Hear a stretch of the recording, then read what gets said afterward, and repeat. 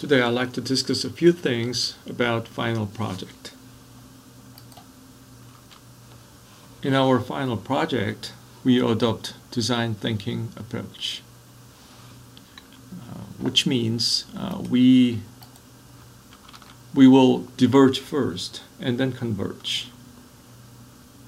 So in the divergent process, we may have a lot of individual topics in order to maximize our learning value. So beyond the lectures and basic materials, we will expand our knowledge into many different realms provided by each individual. And then we will transit into convergent process in which we bind all the different individual topics into a less number of collective topics.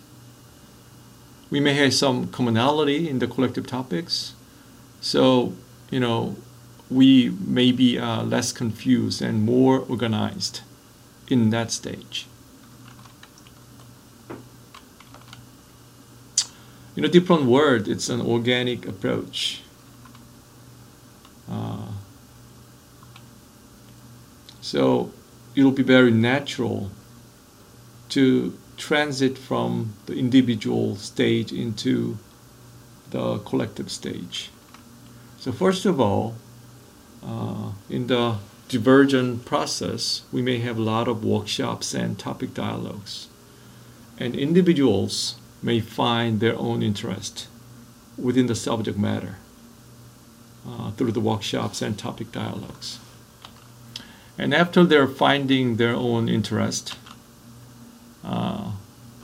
individual topics may turn into group topics through interactive process of individuals.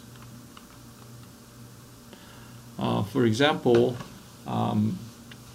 many students can adopt case study approach, doing their case study about Ford, McDonald's, Nike, Apple, so on and so forth, right? So in the convergence stage, we can group all those individuals together.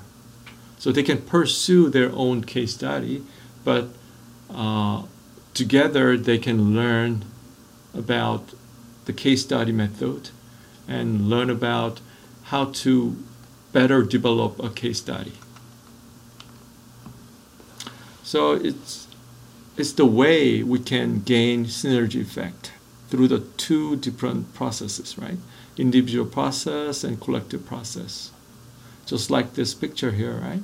You can see many different strings, right?